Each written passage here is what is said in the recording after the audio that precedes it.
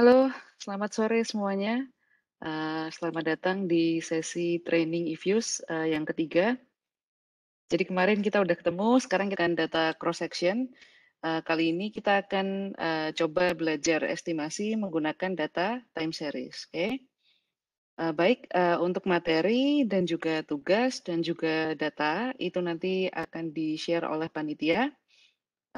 Jadi Anda bisa menggunakan materi itu untuk belajar, juga kalau misalnya nanti ada yang kurang jelas, Anda bisa merefer kembali ke materi atau juga, menghubungi saya via email misalnya kalau ada yang ingin ditanyakan.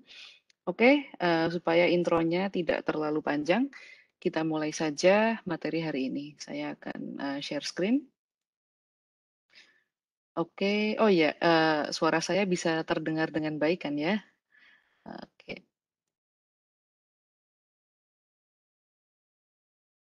Oke, jadi kali ini kita akan membahas tentang estimasi menggunakan time series. Tentu saja yang akan kita bahas di sini lumayan basic ya. Jadi kemarin kita punya basic estimation dengan cross section, sekarang kita juga belajar basic estimation menggunakan time series. Jadi salah satu keunggulan Ifuse itu menurut saya adalah dia bisa mengakomodasi model yang cukup kompleks dan terutama untuk data time series ya, karena saya cenderung lebih suka menggunakan eViews ketika menggunakan data time series, sehingga dia bisa digunakan ketika Anda ingin menganalisis data yang bersifat time periodiknya itu lebih dari satu. Data panel juga kita bisa gunakan di eViews. Oke, nah jadi data kita kali ini kita akan punya data bulanan, jadi data time series dia punya lebih dari satu time frame.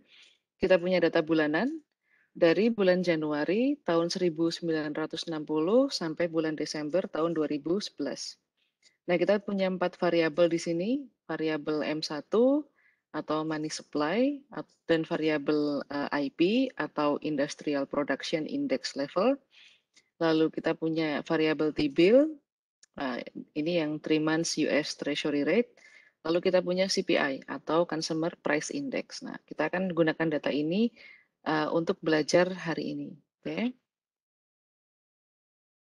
Oke, nah Ifuse has a built-in powerful toolkit that allows you to estimate time series models ranging from the simplest to the most complex types, seperti yang saya sebutkan tadi.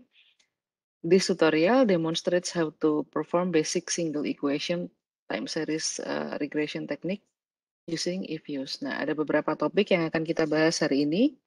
Yang pertama tentu saja estimasinya ya. Jadi bagaimana cara membangun formulanya atau modelnya, lalu bagaimana cara melakukan estimasi. Jadi kita akan punya static and dynamic models, kita punya date function, dan juga trend and seasonality. Nah ini trend dan seasonality ini salah satu permasalahan yang paling klasik ya. Kalau kita ketemu data time series, itu sering sekali akan ada pengaruh dari trend dan seasonality. Nah, berikutnya kita akan membahas tentang serial correlation atau autokorelasi. Kita akan belajar bagaimana mendeteksi apakah model kita itu mengandung serial correlation. Lalu kita juga akan belajar bagaimana mengkoreksi serial correlation dengan ARMA models. Nah, yang berikutnya adalah kita akan mencoba melihat heteroskedasticity tapi pada data time series. Jadi kemarin saya sempat sebutkan bahwa heteroskedasticity itu lebih banyak terjadi di data cross section, tapi bukan berarti dia tidak bisa terjadi di data time series. Jadi ada yang namanya ARTS terms, lalu ada yang namanya HAC. Nanti kita akan pelajari sama-sama, oke? Tapi yang bagian ketiga ini mungkin nanti saya agak cepat ya, karena kita punya 80 slide hari ini. Kalau bisa kita selesaikan hari ini. Oke, let's go on. Oke, nah, suppose you wish to estimate model that captures movement of M1 based on other variables, IP, CPI, and T-bill. Jadi di sini tujuan Anda adalah Anda ingin melihat bagaimana M1 ini dijelaskan oleh IP, CPI, dan T-bill. Berarti sekarang dependent variable kita adalah M1, independent variable kita adalah IP, CPI, dan juga T-bill. Nah, ini tips ya, jadi ketika Anda sedang atau akan melakukan sebuah estimasi, itu hal pertama yang Anda lakukan adalah Anda lihat dulu distribusi data Anda untuk setiap variabel seperti yang terlihat di layar ini. Jadi kalau kita buka di eViews, ini saya sudah buka di dalam work file ya. Kita udah belajar sorry, kita sudah belajar membuat work file 2-3 minggu yang lalu. Nah, itu yang pertama Anda lakukan kalau sudah membuat work file, itu lihat bagaimana distribusi dari variabel Anda. Misalnya M1 dependent variabelnya kan, kita lihat dia diklik 2 kali, lalu view, graph. Nah, oke, line and symbol, klik OK. Nah, di sini Anda bisa melihat distribusi variabel M1. Nah, Anda lihat bahwa, oh M1 ini over time ternyata dia punya tren yang positif. Oke, Anda juga bisa lihat variabel Anda yang lain, misalnya T-bill. Nah, ini lihat juga versi grafnya.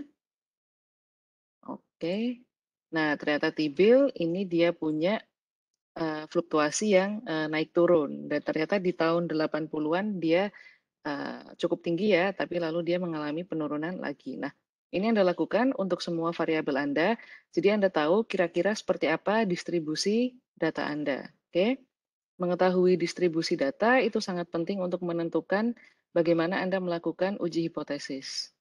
Eh, kalau misalnya lupa, ada di buku statistik Anda, nanti Anda bisa cek kembali. Oke? Oke, nah setelah Anda melihat distribusi data Anda, nah di sini Anda bisa lihat bahwa M1 ini terlihat dia memiliki tren yang positif over time. Berarti di sini kita bisa asumsikan bahwa oh mungkin M1 sorry distribusi M1 yang dia memiliki tren positif over time ini mungkin ada unsur time trend di situ. Oke.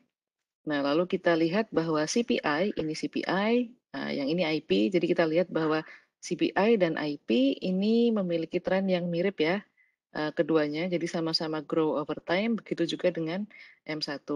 Sedangkan T-bill ini ternyata dia punya pattern yang berbeda dari M1, karena dia punya fluktuasi yang naik turun. Oke, Oke, kalau kita sudah lihat distribusi data kita, maka kita bisa lanjut.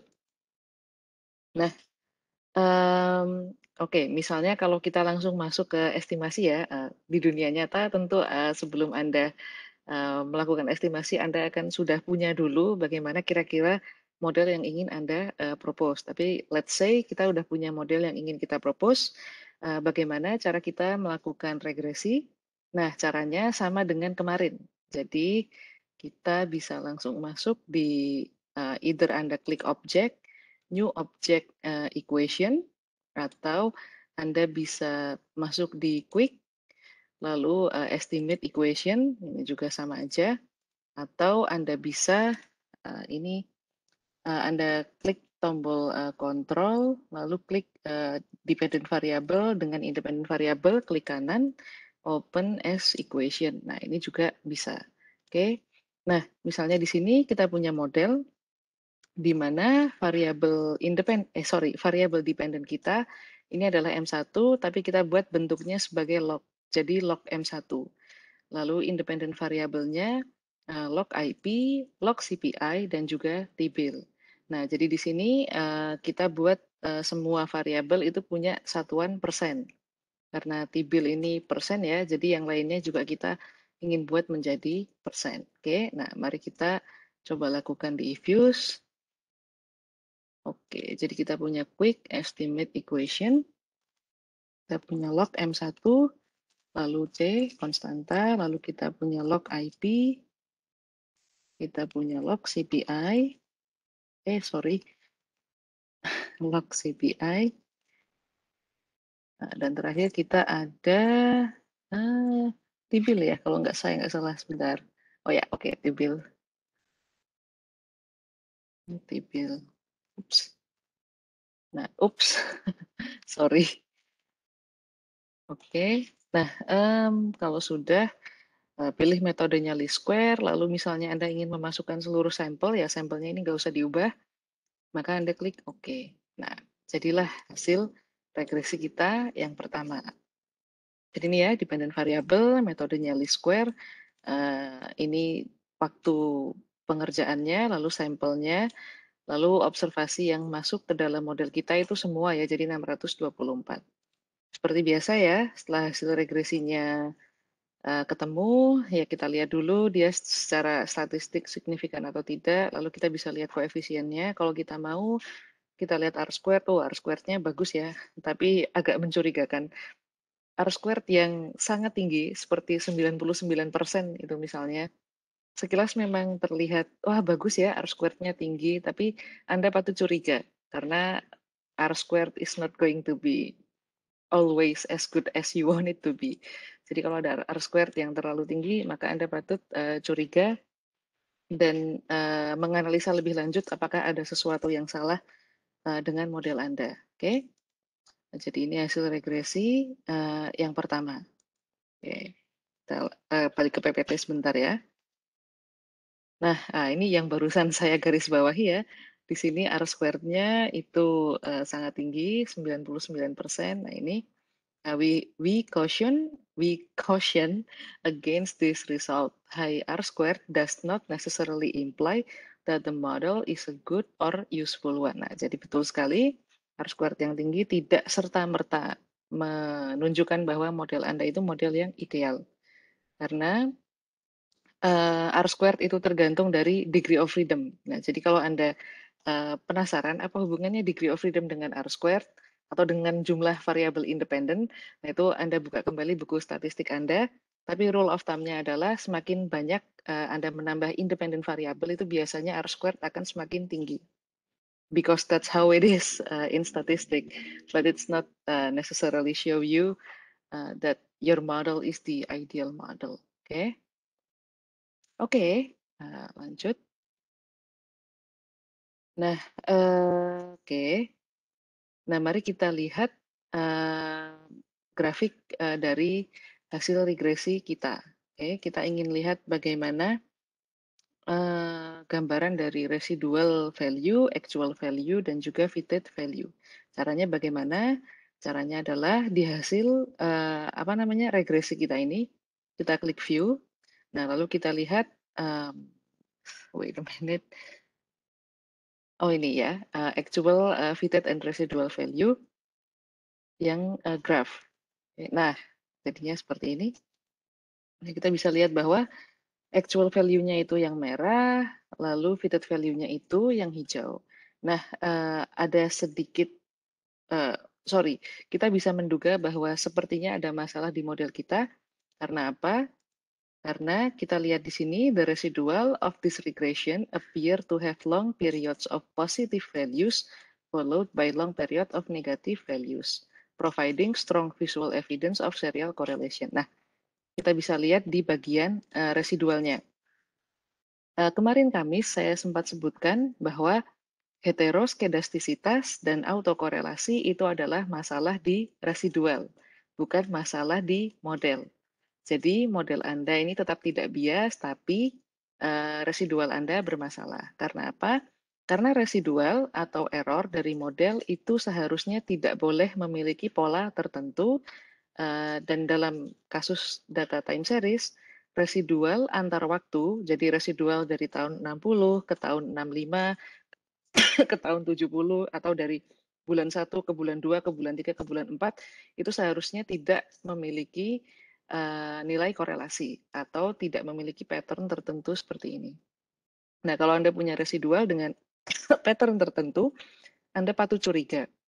Anda patut curiga bahwa model Anda mungkin mengandung masalah autokorelasi atau heteroskedastisitas. Oke. Nah, sedangkan tadi saya katakan model Anda tetap tidak bias. Kenapa? Nah, karena kita bisa lihat di grafik yang atasnya. Jadi, goal kita ketika melakukan regresi itu kan kita mencari fitted value. Dan harapan kita adalah fitted value itu hasilnya tidak terlalu berbeda dari actual value.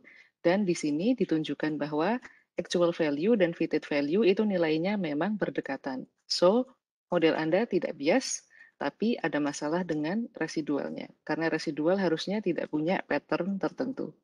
Ini patternnya adalah dia akan positif dalam jangka waktu cukup panjang, lalu negatif dalam jangka waktu cukup panjang, positif lagi, negatif lagi. That's not good. So you have to be aware of that.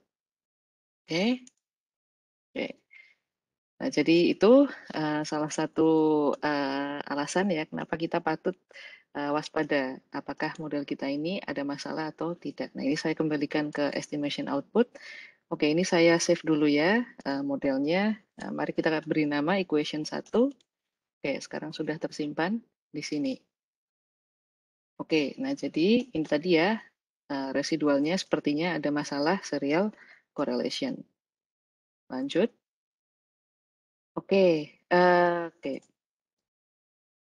Yang ini adalah contoh model yang kedua. Jadi di data time series itu kita bisa memasukkan lag dari variabel kita ke dalam model.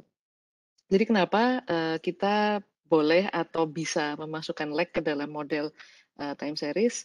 Karena begini, karena sebuah variabel, perilaku sebuah variabel itu tentu akan dipengaruhi oleh perilaku variabel tersebut di masa lalu. Kan? Jadi ibaratnya kalau Anda sakit, misalnya Anda sakit flu, lalu Anda ke dokter, yang dokter Anda tanyakan itu pasti sebelum ke sini apakah Anda makan es krim atau mungkin terlalu banyak makan sesuatu yang dingin. Nah, di situ si dokter akan menanyakan histori kan, karena histori dari perilaku Anda itu akan berpengaruh pada kesehatan Anda pada hari tersebut. Nah, variabel itu juga sama. Jadi perilaku CPI misalnya, perilaku CPI saat ini, bulan ini, itu akan dipengaruhi oleh perilaku di bulan-bulan sebelumnya.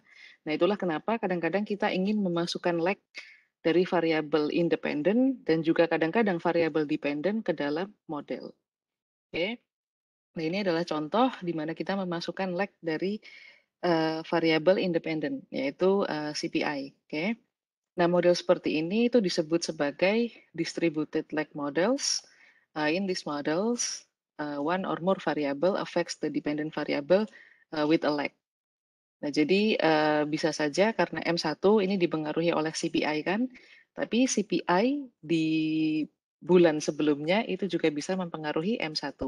CPI di 2 bulan sebelumnya itu juga bisa mempengaruhi M1. Nah, oleh karena itu kita masukkan lag-nya dari lag 1 sampai lag 2 ke dalam model. Oke. Nah, pertanyaan berikutnya adalah sampai lag keberapa yang bisa kita masukkan ke dalam model. Nah, itu terserah si peneliti. Si peneliti ini akan menentukan sampai lag keberapanya itu tergantung dari satu pertanyaan risetnya, satu pertanyaan risetnya dia, dua latar belakang teori yang dia gunakan. Jadi itu bisa ditentukan dengan dua hal tersebut sampai di lag keberapa dia ingin memasukkan ke dalam model. Oke, ini contoh aja. Jadi, let's say kita lakukan regresi dengan dependent variabelnya log M1, independent variabelnya log CPI, dan lag pertama dari log CPI dan lag kedua dari log CPI. Jadi di Ifuse ini Anda cukup tambahkan ya dalam kurung -1, dalam kurung -2 untuk lag-nya. Oke. Nah, ini contoh yang menggunakan komen. Nah, mari kita lakukan di Ifuse. Kebetulan komennya sudah saya catat ulang di sini ya. Jadi saya bisa langsung kopas ini ke Ifuse. Let's do this. Klik comment. Ini bisa Anda lakukan via ini ya, quick estimate equation. Tinggal masukin modelnya bisa. Tapi anyway, karena saya sudah tulis komennya, kita coba pakai komen. Nah, oke. Nah, di sini kita bisa lihat.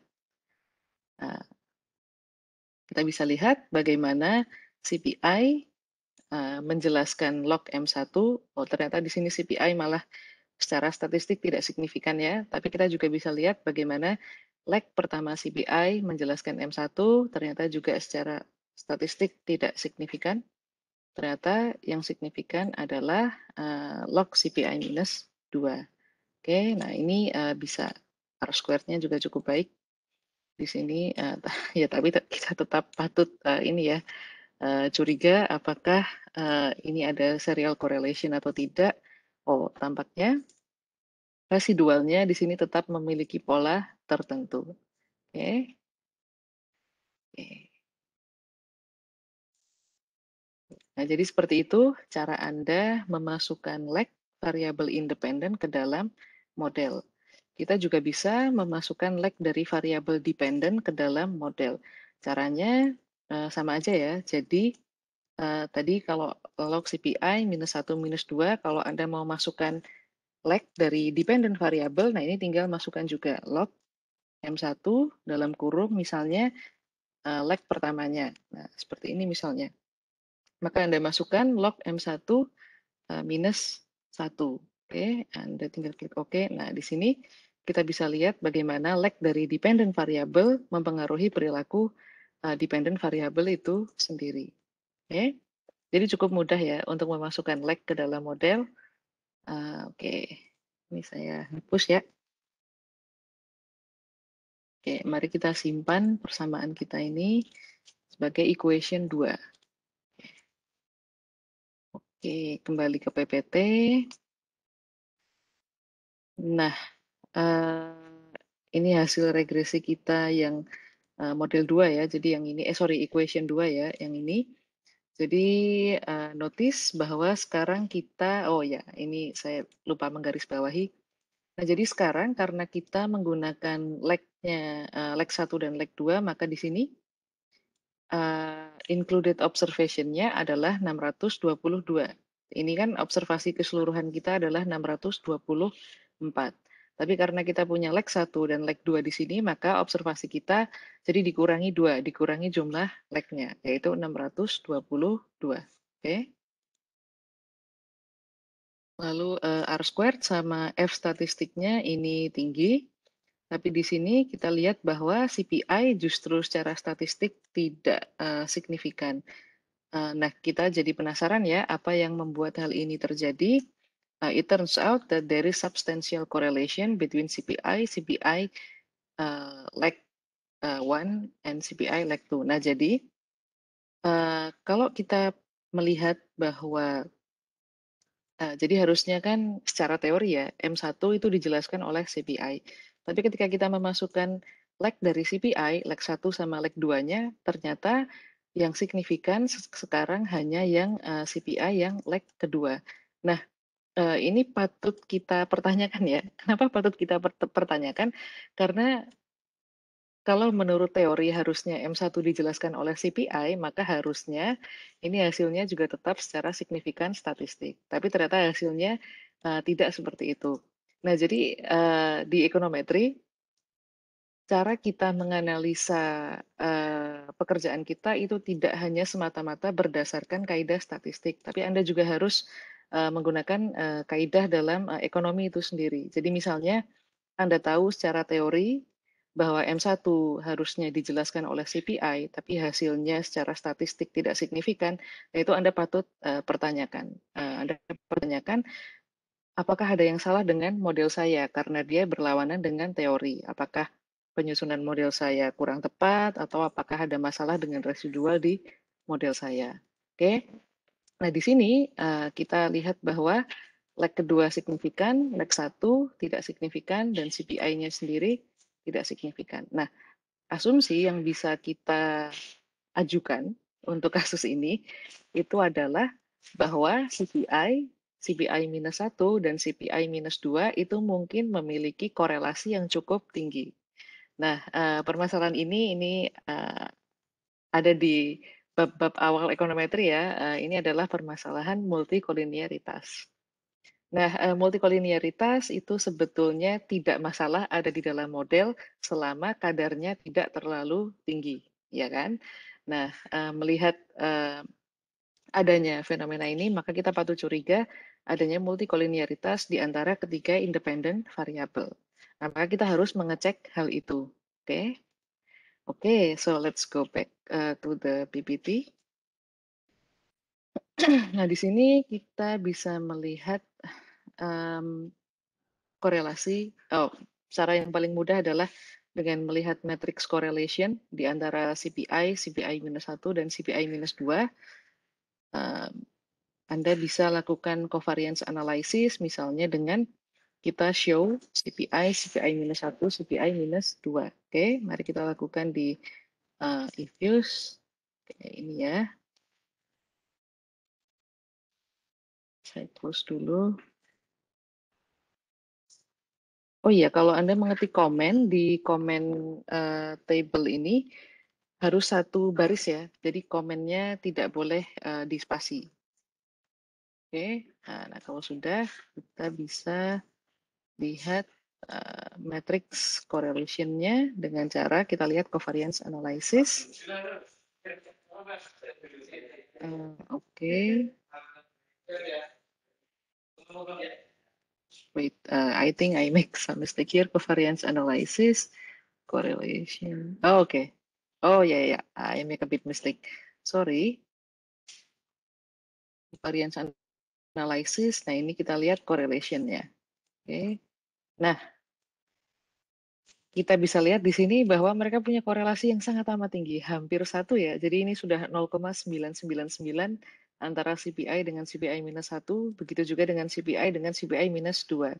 Begitu juga dengan CPI minus 1 dan CPI minus 2. Nah, ini jelas sebuah masalah multikolinearitas yang sangat tinggi ya. Nah, jadi ketika kita melihat bahwa variabel independen kita memiliki permasalahan multikolinearitas yang tinggi, ini salah satu cara yang bisa Anda lakukan adalah Anda bisa drop salah satu atau salah dua dari variabel independen Anda tersebut. Atau Anda bisa ganti dengan variabel independen yang lain. Oke?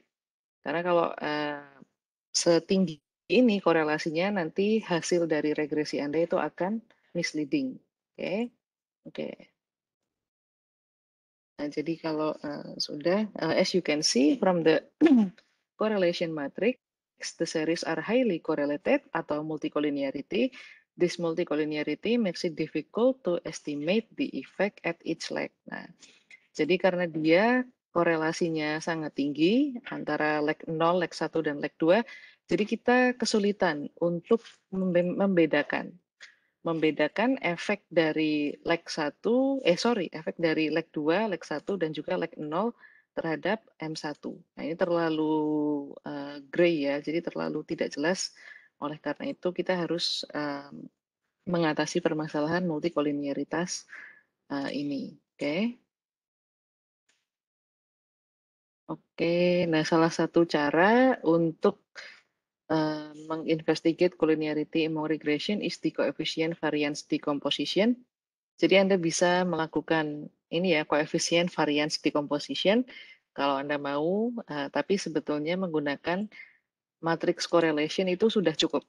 Jadi kalau Anda mau lebih fancy dari ini, Anda bisa menggunakan koefisien variance decomposition. Caranya adalah Anda buka model, mari kita beri nama ini adalah grup CPI, misalnya seperti itu. Nah, kalau Anda buka equation 2, lalu di sini koefisien diagnostik, ini, koefisien diagnostik, koefisien variance decomposition. Nah, di sini, ini juga bisa menunjukkan multikolinearitas dengan cara membaca eigenvalue dan juga conditionnya. I never use this though. Saya biasanya pakai matrix correlation aja udah cukup. Tapi kalau Anda mau pakai ini, boleh. Oke. Nah, di sini caranya adalah kita ingin mencari condition number. Sebentar. Oke, ada multikolinearitas itu ketika kita menemukan condition number yang lebih kecil daripada 0,001 dan juga apa lagi ya? Oke, kita lanjut dulu. Oh, nah ini ya, condition number-nya itu sama seperti yang ada di if use ini. Condition number-nya di sini kurang dari 0,0001, berarti dia menunjukkan bahwa dia memang mengandung multikolinearitas. Okay? Nah, jadi itu caranya kita menggunakan koefisien variance decomposition. Oke. Okay? Oke. Okay. Oke, nah ini tadi cara kita memasukkan leg ya. Jadi awalnya tadi kan kita belajar memasukkan leg ya untuk leg CPI-nya. Lalu kita juga belajar untuk mendeteksi multikolinearitas. Nah, itu example yang kedua. Nah, sekarang kita ingin masuk ke example yang ketiga. Nah, example yang ketiga ini adalah di mana kita ingin memasukkan leg yang banyak. Jadi kalau misalnya kita punya data CPI dari bulan 1 sampai bulan 12 misalnya, dan kita ingin memasukkan leg di ke-12 bulan tersebut, nah itu bisa saja kita ketik satu persatu. Jadi CPI dalam kurung -1, dalam kurung -2, bla bla bla, sampai CPI dalam kurung -12. Itu boleh, tapi cukup panjang ya. Nah, di sini ada cara yang lebih pendek. Nah, gimana cara yang lebih pendek? Nah, itu kita menggunakan equation yang ada di PPT ini. Oke, nah mari kita coba di Ifuse. Let's use quick estimate equation. Kita punya dependent variabelnya di sini adalah M1, independent variabelnya adalah CPI. CPI 0 to 12. Nah, misalnya Anda mau masukkan leg dari apa namanya? Dari pertama sampai 12. Oke. Nah, di sini oke 0 to 12. Oke. Ini Anda masukkan 0 to -12. Nah, ini artinya Anda memasukkan semua leg dari leg 1 sampai leg 12. Oke. Nah, tinggal Anda klik OK. Nah, tada, muncullah semua leg-nya ya. Jadi sekarang kita punya regresi di mana dependent variabelnya adalah M1, independent variabelnya adalah CPI, dan juga leg CPI dari leg 1 sampai leg 12. Oke. Nah, kita bisa, most of them are not statistically significant, yet kita lihat R-squared-nya ini cukup tinggi. Nah, ini juga tips. Jadi kalau Anda menemukan variabel independen itu ternyata dia secara statistik tidak signifikan, berarti kan kalau secara statistik tidak signifikan, itu artinya kita bisa katakan variabel independen tersebut sebetulnya tidak menjelaskan variabel dependen. Tapi yang aneh adalah di sini R-squared-nya masih cukup tinggi. Nah, jadi kalau Anda lihat hasil regresinya tidak signifikan, tapi R-squared-nya tinggi, nah Anda juga patut curiga. Patut curiga, oh ini kayaknya ada masalah dengan model saya. Oke. Nah, ini juga salah satu bukti. Tadi saya sempat menyebutkan kan bahwa semakin banyak variabel independen kita, itu R-squared akan semakin tinggi. Nah, ini buktinya.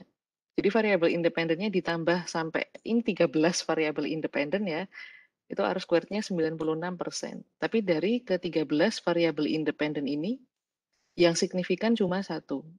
That's weird. It's not supposed to be like that. Oke. Okay? Dan F statistiknya juga signifikan. Nah, kalau kita mau lihat misalnya versi grafiknya, still, it seems like residualnya masih punya pola tertentu. Oke. Okay? Nah, nanti kita akan lihat yang di mana versi residualnya itu tidak memiliki pola tertentu. Tapi in general, residual yang tidak punya pola tertentu tuh dia akan mengalami naik turun, naik turun, naik turun, naik turun, tapi tidak ada pola tertentunya. Jadi seperti apa ya? Seperti bukan ritme jantung ya, tapi jadi dia akan naik turun, naik turun, naik turun, tapi tidak. Ini kan dalam jangka panjang dia lalu negatif, lalu positif lagi dalam jangka panjang, negatif lagi, positif lagi. That's bad. It's not supposed to have periode yang panjang. Jadi periode yang panjang negatif saja, periode yang panjang positif saja. Nah, itu artinya ada pattern. Harusnya tidak ada periode yang panjang seperti itu. Jadi naik turun, tapi tidak ada periode yang panjang dengan pola tertentu. Oke. Oke, kita balik ke estimation outputnya. Mari kita save sebagai equation 2A, biar sama kayak PPT ya. Oke. Oke. Nah, jadi ini adalah cara memasukkan leg yang banyak. Jadi nggak usah diketik satu-satu ya. Diffuse bisa melakukan itu. Nah, ini seperti yang saya garis bawahi ya. Dia banyak yang nggak signifikan, tapi R squared-nya tinggi. Jadi Anda patut curiga. Oke. Nah, yang berikutnya adalah Oh, ini kebetulan tadi sudah saya tunjukkan. So you can just easily specify a dynamic model containing legs of dependent and independent variable. Jadi Anda bisa memasukkan model di mana Anda masukkan leg variabel independent dan juga leg variabel dependent. Tadi udah saya contohkan ya. Mari saya contohkan lagi. Oke, let's do this. Kita punya log M1, kita punya, oops, sorry, log M1, leg yang keberapa ini? 1, oke. Lalu leg pertama dari M1, lalu kita punya log CPI, oops, ya bener ding, CPI, kita punya log CPI minus 1, lalu log lagi CPI minus 2. Oke, nah seperti ini tanda kurungnya kurang 1, oke. Oke, nah tinggal klik OK. Nah, leg dari dependent variable dengan mudah kita masukkan. Oke, nah, mari kita save sebagai equation 3. Oke, berikutnya ini hasilnya, tadi kita sudah lihat. Oke, nah jadi itu ya cara kita melakukan regresi data time series di Ifuse. It's easy, right? There is no different with what we did yesterday. Cuman datanya aja yang beda. Nah, berikutnya adalah mari kita masuk ke time series models dan date function. Oke. Nah, jadi Ifuse allows you to estimate regression model using dummy variable directly in the estimation window without having to create the dummies first. Oke, nah, sebentar ya. Nah, jadi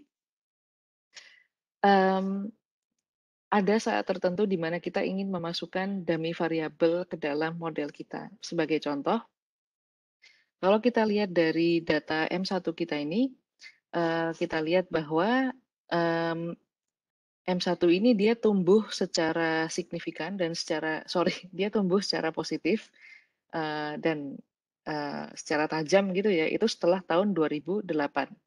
Nah, tahun 2008 itu Federal Reserve baru saja mengeluarkan quantitative easing. Nah, jadi kita bisa asumsikan bahwa quantitative easing ini mempengaruhi pertumbuhan M1. Dan karena kita ingin melihat bagaimana M1 dijelaskan oleh CPI dan T-bill dan juga IP, maka alangkah baiknya kalau kita juga mengontrol QE. Maksudnya mengontrol QE itu apa? Jadi kita menjelaskan juga bahwa M1 ini perilakunya ada yang dipengaruhi oleh QE. Nah, maka kita ingin memasukkan QE ke dalam model kita. Nah, tapi QE di sini kan berarti kan tahun 2008. Nah, yang bisa kita lakukan di sini adalah kita bisa membuat dummy variabel untuk tahun setelah QE, misalnya tahun di atas 2008. Nah, ya caranya tadi dengan kita memasukkan dummy variabel untuk QE tadi ke dalam model. Biasanya, bukan biasanya sih, tapi kalau misalnya di program selain Ifuse, misalnya di Stata, itu ketika Anda ingin membuat sebuah variabel dummy, maka yang Anda lakukan adalah Anda harus mendefine dulu dummy-nya itu sama dengan apa. Nah, Ifuse ini sedikit berbeda karena Anda bisa memasukkan variabel dummy ke dalam model Anda tanpa terlebih dahulu harus create new variable. Jadi ketika Anda sedang meregress, itu Anda bisa langsung memasukkan dummy variabel di situ, tanpa harus mendefine dulu variabel dummy-nya sama dengan apa. Jadi tidak perlu create new series, dummy equals bla bla bla. You don't have to do that, karena di Ifuse itu bisa langsung dilakukan. Oke, mari kita lihat aplikasinya. Nah, jadi di sini karena tadi setelah tahun 2008 M1 tumbuh secara signifikan dan tahun 2008 ada QE, nah maka di sini kita ingin lihat let's check whether the period since 2008 has indeed had an outsized impact in the growth of M1. Nah, jadi mari kita lihat apakah periode setelah 2008 itu memang itu memang memiliki impact yang besar terhadap pertumbuhan M1. Nah, jadi di sini cara memasukkan dummy variabel untuk di atas 2008. Nah, itu caranya seperti ini. Anda masukkan dulu model regresi awalnya, misalnya log M1, C, log CPI, log IP.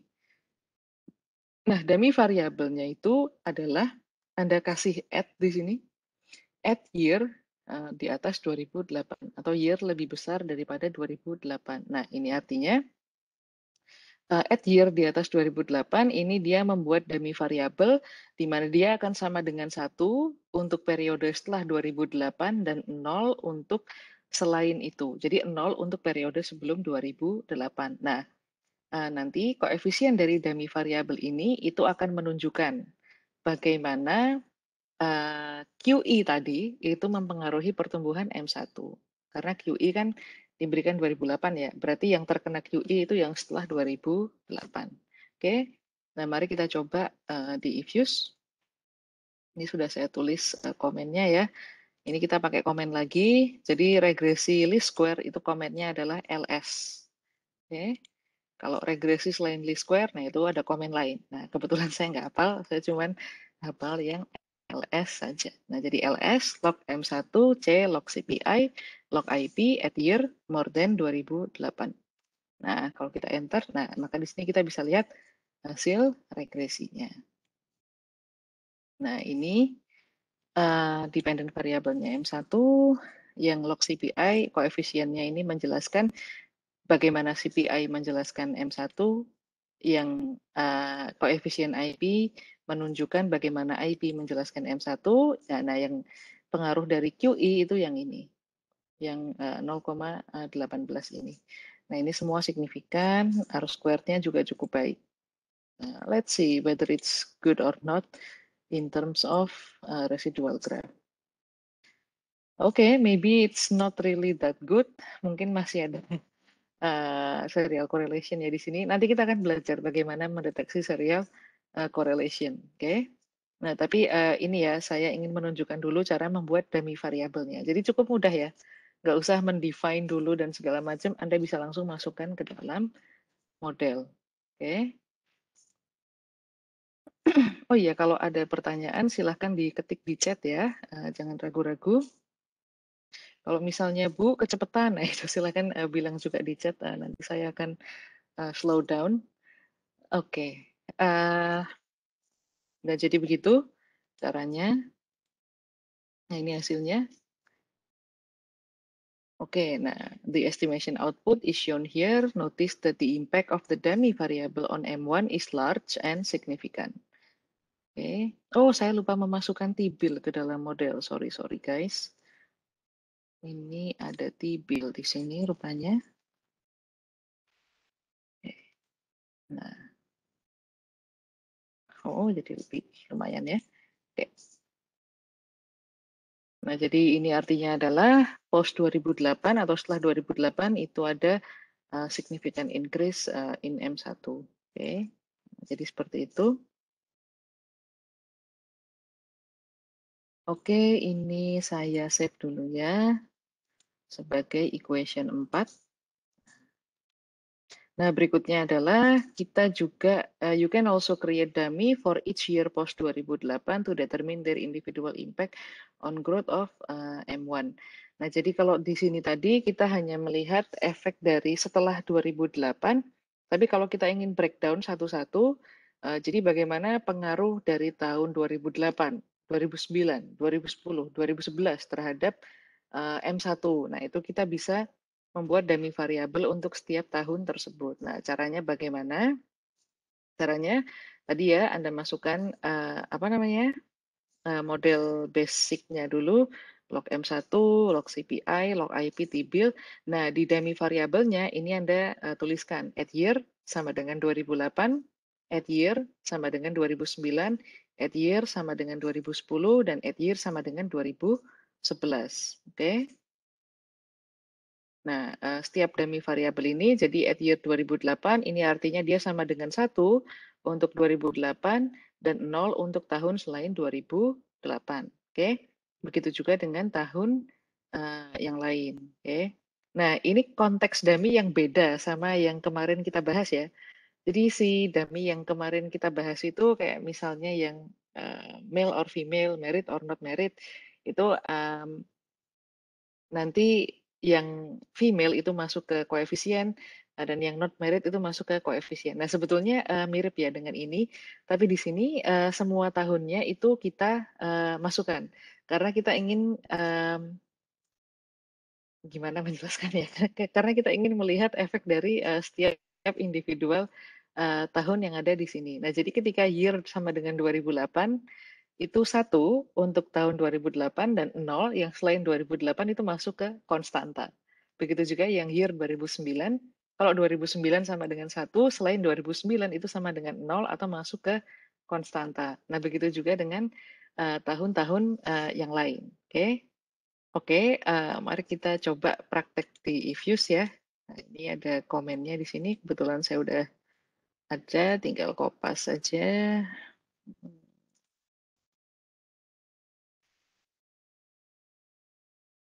Oke, let's click enter. Kalau misalnya pengertian Anda tentang dummy variabel itu masih sedikit fuzzy, nah itu saya sarankan Anda baca chapter tentang dummy variabel di bukunya Woolrich. Nah, itu dia cukup baik dalam menjelaskan hal tersebut. Karena kalau kita mau kupas tentang definisi dummy variabel di sini, nanti waktunya nggak cukup, materinya masih banyak. Oke, Oke. Nah di sini hasil dari regresinya. Kita bisa lihat bagaimana 2008 mempengaruhi M1. Sebetulnya daripada mempengaruhi, saya lebih suka mengatakan menjelaskan. Karena ini bukan causation, ini adalah correlation. Tapi di dalam konteks tertentu kadang-kadang kita menggunakan mempengaruhi dan menjelaskan itu sebagai interchangeable. Oke, Tapi yang perlu digarisbawahi regresi itu adalah korelasi bukan causation. Oke, lanjut. Jadi yang berikutnya tahun 2009 ini bagaimana tahun 2009 menjelaskan M1, 2010 juga, 2011 juga. 2011 signifikan, 2010 juga signifikan, tapi 2009 tidak ya, 2008 signifikan. Oke, mari kita save sebagai equation 5. Oke. Nah, berikutnya kita bisa membuat modelnya agak lebih sedikit kompleks lagi. Nah, jadi misalnya we can examine the direct impact of QE on M1 by uh, specifying the year and the quarter or month when it was announced. Jadi kita bisa membreakdown lagi. Jadi kalau di sini kita breakdown di setiap tahun, kita bisa breakdown lagi pada quarter. Jadi misalnya M1 itu dikeluarkan di quarter 1. Nah, itu kita bisa breakdown di misalnya tahun QI-nya itu dikeluarkan misalnya di tahun 2009 quarter 1 dan juga QI yang kedua misalnya di tahun 2010 quarter 3. Nah, misalnya seperti itu. Jadi di sini kita ingin lihat bagaimana uh, apa namanya pengaruh dari tahun 2009 quarter 1 dan 2010 quarter 3 terhadap M1. Oke. Nah, jadi kita tulis saja seperti ini. Ini dummy yang at year 2009 and quarter equals 1. Ini artinya adalah dia sama dengan 1 kalau tahun 2009 quarter 1 dan 0 kalau yang lain. Begitu juga yang 2010 quarter 3. Oke. Nah, mari kita coba di eFuse. Nah, jadi kita bisa membuat dummy variabel yang cukup ribet ya, tapi dilakukan dengan cukup simple di eFuse tanpa harus mendefine dan segala macam seperti yang ada di Stata. Oke, nah ini salah satu alasan kenapa eFuse cukup praktis ya. Let's enter. Nah, hasilnya seperti ini. Nah, di sini kita bisa lihat bagaimana tahun 2009 quarter 1 menjelaskan M1. Sepertinya tidak signifikan ya. Dan quarter 2, sorry, 2010 quarter 3 juga sama, tidak signifikan. Oke, kita simpan sebagai equation 6. Nah, jadi seperti itu ya caranya.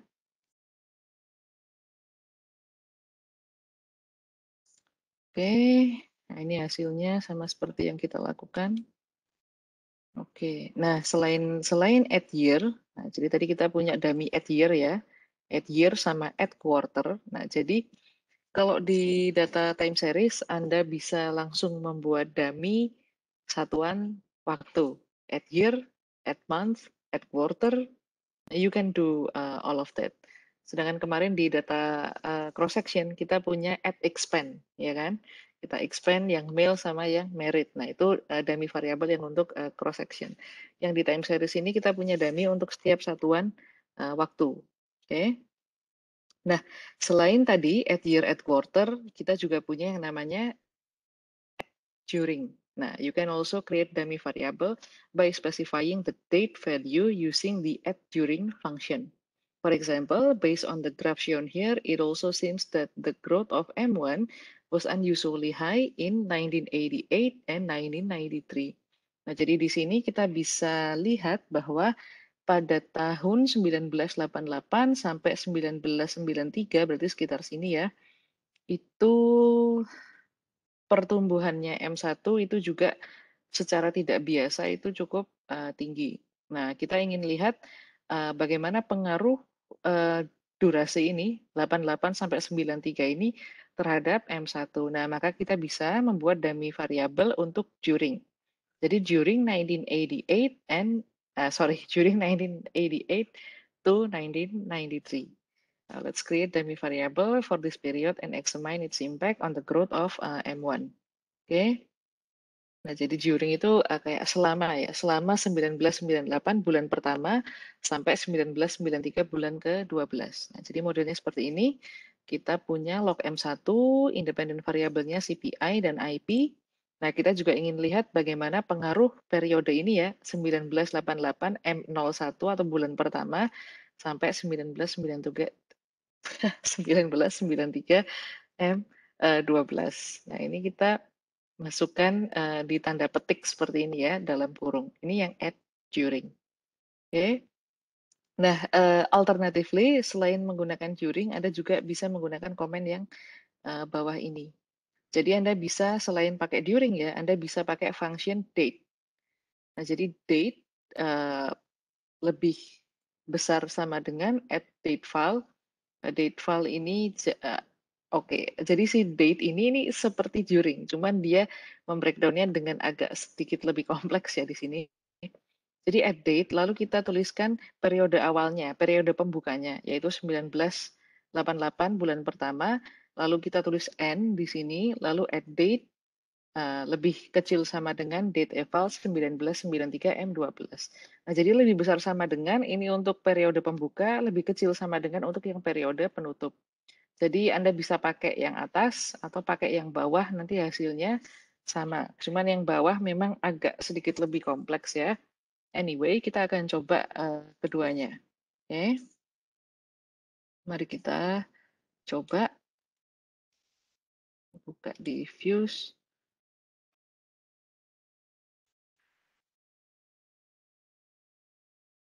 Nah, kita bisa lihat hasilnya di sini. Nah, ini adalah pengaruh dari periode tadi, 1988 bulan pertama sampai 1993 bulan ke-12 terhadap M1. Oke. Pakai yang add during, signifikan ya ternyata. Nah, mari kita coba kalau misalnya kita pakai komen yang bawah ini. Oke, sebentar ya. Oke, kalau gitu, nah ini adalah komennya. Copy.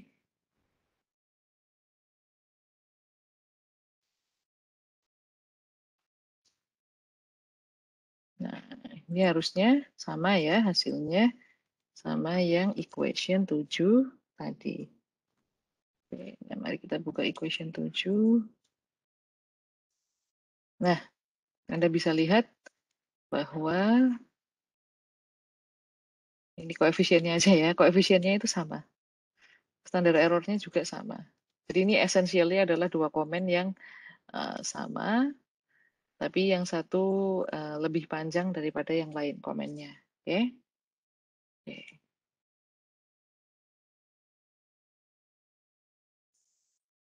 Oke. Nah, berikutnya expand ya. Nah, jadi expand ini udah kita bahas kemarin waktu kita membahas data cross section. Nah, jadi expand itu seperti kemarin ya, dia itu akan breakdown dummy variabel kita. Jadi akan terexpand gitu. Nah, suppose you want to check the effect of each quarter of the year in the growth of MI. Nah, jadi di sini kita ingin melihat bagaimana pengaruh dari quarter setiap tahun. Satu tahun ada 4 quarter kan. Jadi di sini yang akan kita expand itu adalah quarternya. Jadi kita ingin lihat pengaruh quarter 1, quarter 2, quarter 3, dan quarter 4 terhadap M1. Oke. Nah, tapi seperti kemarin, comment expand itu akan selalu ditemani oleh drop first. Oke. Jadi kalau expand, kita expand dari quarter 1, 2, 3, 4, maka salah satu quarternya itu harus di drop. Kenapa? Karena quarter yang di drop itu akan masuk ke dalam konstanta. Kalau nggak di drop, apa yang terjadi? Yang terjadi nanti ada near singular matrix, maka Anda nggak bisa melanjutkan regresi Anda. Oke, nah jadi di sini kita ingin, sorry, kita ingin mengekspand quarter di setiap tahun ya, jadi 4 quarter. Maka di sini regresinya seperti biasa, lalu tambahkan add expand dalam kurung. Jadi add expand dalam kurung yang di bagian sini itu adalah apa yang ingin Anda expand. Misalnya Anda akan mengexpand quarter ya, add quarter. Kemarin kita ingin mengexpand gender, kita pakai yang add male atau yang marital status add merit. Nah, jadi yang mau di-expand itu variabel apa dimasukkan ke sini. Baru koma, lalu drop first, lalu kurung tutup. Oke. Mari kita coba.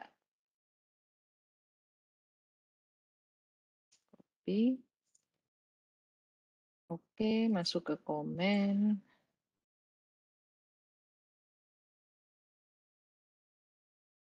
Nah, hasilnya seperti ini. Nah, jadi di sini kita punya quarter 2, quarter 3, sama quarter 4. Quarter satunya mana? Nah, quarter satunya itu ada di sini. Quarter satunya masuk ke dalam konstanta atau ke dalam intercept. Oke, jadi ini adalah pengaruh quarter 1. Ini pengaruh, sorry, ini adalah bagaimana quarter 1 menjelaskan M1, yang ini bagaimana quarter 2 menjelaskan M1, ini quarter 3 menjelaskan M1, ini quarter 4 menjelaskan M1. Oke, nah jadi seperti itu ya cara menggunakan comment expand. Nah, jadi seperti ini ya, expand, add quarter, drop first. Oke, mari kita save. Question 8. Oke, do you guys have any question? I will be happy to answer your question if you have one. Oke.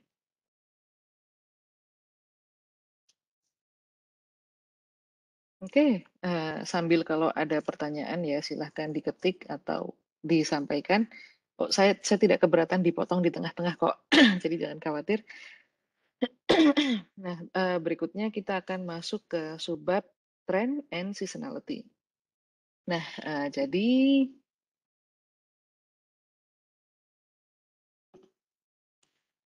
trends and seasonality ini adalah permasalahan yang sangat umum dan lazim terjadi di data time series. Jadi seperti tadi misalnya kita lihat bahwa M1 itu dia dari observasi pertama sampai observasi terakhir itu memiliki tren yang positif dan ya trennya positif ya over time. Nah, itu bisa dikarenakan bahwa memang M1 itu memiliki tren yang positif. Jadi positifnya itu dipengaruhi karena tren.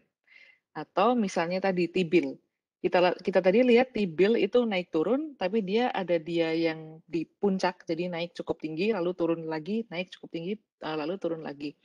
Nah, kita boleh mengasumsikan bahwa, oh mungkin ketika T-bill-nya itu naik cukup tinggi, ada event tertentu di situ. Nah, itu adalah salah satu contoh dari seasonality.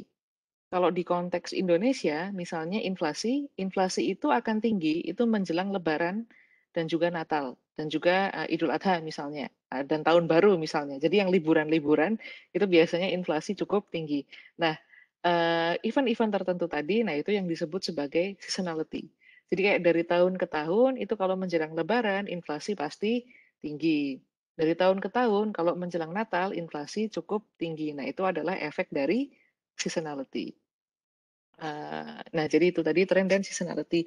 Nah, jadi kalau kita tidak mengontrol unsur tren dan seasonality, ini ada risiko analisa kita itu jadi misleading.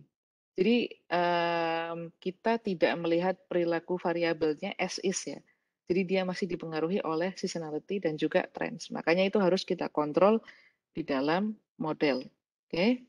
Nah, bagaimana cara mengontrolnya? Nah, mari kita belajar sama-sama.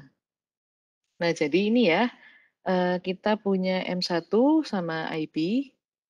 Di sini, many economic time series have a tendency to grow over time.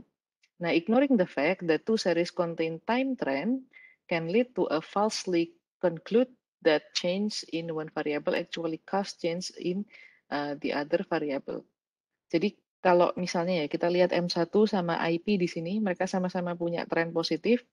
Lalu kita lihat mereka maksud saya bergeraknya ke arah yang sama, punya eh, apa namanya, ya arah yang sama ya, sama-sama ke arah yang positif, dia grow over time-nya positif. Nah ini hanya karena mereka punya arah gerak yang sama, lalu kita mengasumsikan bahwa oh mungkin M1 dipengaruhi oleh IP. Nah, padahal sebetulnya kedua variabel ini itu tumbuh positif dari waktu ke waktu itu karena adanya tren. Nah, kalau kita tidak mengontrol tren, itu kita akan mengalami permasalahan yang disebut sebagai spurious regression problem. Jadi spurious regression problem itu tadi kita mengira dua variabel ini karena dia bergerak ke arah yang sama, maka dia punya korelasi yang kuat satu sama lain. Padahal tidak. Mereka bergerak ke arah yang sama karena adanya pengaruh tren. Nah, kalau kita tidak mengontrol tren, itu kita akan punya masalah spurious regression problem. Oke? Okay? Nah, bagaimana cara mengatasi hal itu supaya tidak terjadi? Nah, the good news is adding a time trend to the regression eliminates this problem. Nah, jadi seperti yang saya bilang ya, Anda harus mengontrol tren. Maksudnya mengontrol tren itu apa? Nah, itu Anda tambahkan time trend itu ke dalam model Anda. Jadi yang dimaksud mengontrol itu ya secara simpel itu seakan-akan kita menjadikan hal tersebut independen variabel. Itu artinya adalah dikontrol di dalam model, ditambahkan sebagai sebuah unsur ke dalam model. Nah, itu artinya mengontrol. Oke. Nah, kita lanjut. Oke, nah di sini kita punya sorry. Jadi untuk mengontrol tren ke dalam model itu kita cukup menggunakan fungsi add trend ya. Jadi si Ifuse ini dia sudah punya built-in function untuk mengontrol tren, tinggal cukup masukkan add trend. Nah, jadi misalnya sebelum kita ke trend, kita punya simple regression dulu, di mana M1 dependent variable dan IP independent variable. Nah, kita buat dulu modelnya. Sorry. Oke, mari kita lakukan di Ifuse. Kita punya simple regression. Nah, di sini kita punya log M1 dan log IP. Oke, nah kita kasih nama equation 9. Ini yang versi kita belum mengontrol trennya. Nah, log IP itu signifikan dengan koefisien sekian. Oke, nah sekarang apa yang terjadi kalau misalnya kita mengontrol tren? Kita masukkan tren di sini. Jadi cara mengontrol tren itu mudah ya. Anda tinggal masukkan add trend. Nah, maka nanti trennya langsung dikontrol ke dalam model. Kita bandingkan hasil keduanya. Oke, mari kita lakukan. Nah, ketika kita mengontrol tren, kalau kita bandingkan ya side by side dengan tadi sebelum mengontrol tren, tadi log IP ini di sini secara statistik signifikan. Tapi ketika kita masukkan tren, sekarang dia tidak signifikan. Yang signifikan apa? Yang signifikan adalah tren. Nah, ini adalah salah satu ya bukti ya bahwa sebetulnya mereka berdua ini IP dan M1 ini IP tidak menjelaskan M1. Nah, tapi yang menjelaskan adalah tren. Oke, nah jadi seperti itu. Kenapa kita harus mengontrol tren? Nah, model yang mengontrol tren ini Anda bisa masukkan misalnya tren pangkat 2 atau akar tren atau tren pangkat 3 or whatever it is, it's up to you. Itu tergantung dari model yang Anda propose di penelitian Anda. Di sini contohnya adalah ya contoh sederhana ya, kita cukup memasukkan tren saja. Oke. Nah, ini contoh di mana kita memasukkan tren dan tren pangkat 2. Nah, jadi yang namanya time trend itu ada yang namanya trennya linier, ada yang namanya trennya kuadratik. Nah, eh, kita harus pakai yang mana, apakah butuh memasukkan dua-duanya itu tergantung modelnya ya, tergantung model Anda, tergantung data Anda. Kalau Anda lihat distribusi data Anda atau perilaku variabel Anda itu memang tidak linear over time, ya ada baiknya Anda memasukkan quadratic time trend. Tapi kalau misalnya linear kayak M1 kita tadi, ya masukkan tren saja sebetulnya sudah cukup. Nah, tapi ini contoh kalau misalnya kita ingin melihat bagaimana quadratic time trend itu mempengaruhi dependent variable. Caranya mudah, cukup masukkan apa namanya model regresinya, lalu add trend pangkat 2. Oke, mari kita coba.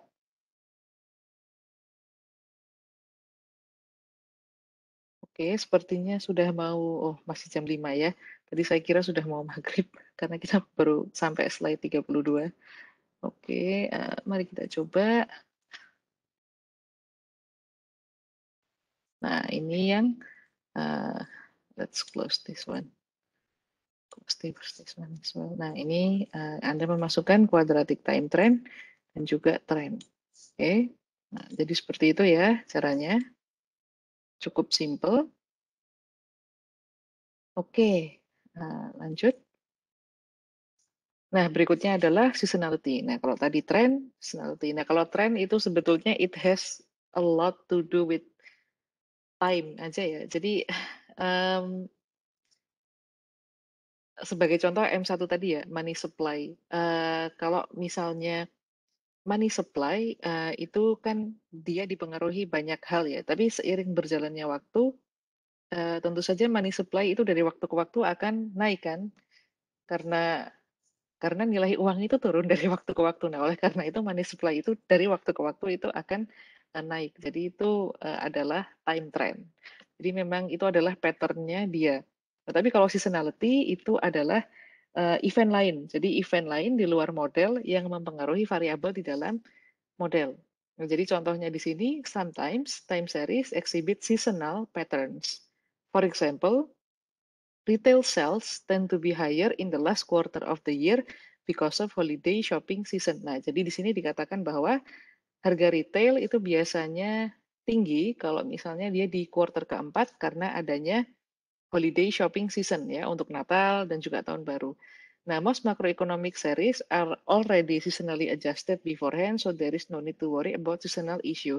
Nah, jadi itu betul. Kalau misalnya Anda mencari data di World Bank atau di BPS bahkan, atau Anda cari di CIC, nah itu biasanya untuk setiap variabel itu akan ada opsi. Jadi opsi yang variabel yang mentahnya saja, yang as is, atau juga yang seasonally adjusted. Nah, itu kalau Anda pilih variabel yang seasonally adjusted, nah itu Anda tidak perlu khawatir soal adanya masalah seasonality. Oke, okay?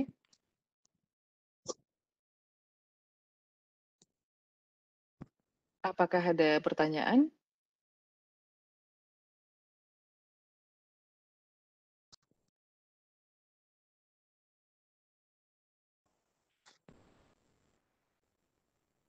Oke, okay, oh, sorry. Kita lanjut dulu. If you suspect a series display seasonal patterns, you can include a set of dummy variable to account for the seasonality in the dependent variable. Nah, jadi kalau misalnya Anda khawatir ada seasonality di data Anda, itu cara kita mengontrol seasonality itu adalah dengan membuat dummy untuk season tersebut. Oke, okay? Oke. Okay. Kalau ada pertanyaan, saya persilahkan.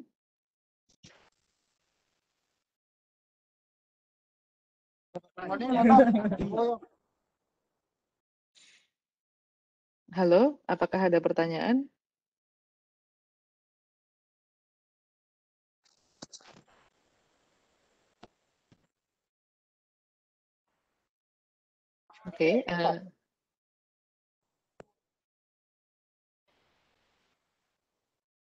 Oke, if use has a built-in function that creates dummy variable corresponding to each month or quarter if data is quarterly. Nah, jadi if use tadi seperti yang sudah kita lihat sebelumnya ya, dia bisa membuat dummy untuk setiap satuan waktu. Entah itu bulan,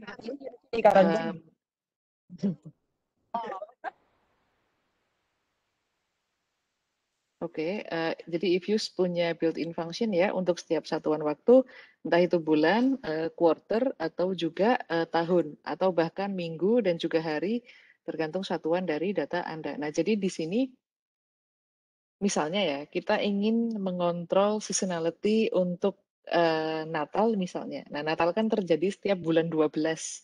Nah, itu maka nanti kita akan masukkan dummy variable untuk bulan ke-12. Kalau Idul Fitri memang agak tricky ya, tapi kalau misalnya most of the time Idul Fitri terjadi di quarter kedua, nah misalnya kita akan mengontrol untuk dummy quarter kedua. Nah, jadi misalnya seperti itu. Nah, jadi itu cara kita mengontrol seasonality di dalam model. Oke. Nah, jadi ini ada contohnya. Jadi di sini seasonality-nya adalah setiap bulan. Nah, komen yang bisa kita gunakan adalah SIS. Jadi SEAS, SIS ini adalah untuk mengontrol seasonality. Jadi dalam kasus ini kita ingin mengontrol seasonality di setiap bulan. Nah, di sini Anda notice bahwa kita mulainya dari bulan kedua. Nah, kenapa mulai dari bulan kedua? Karena bulan pertama masuk ke dalam konstanta. Nah, ini ya prinsip variabel dummy. Bulan pertamanya masuk di konstanta. Oke, nah, mari kita coba.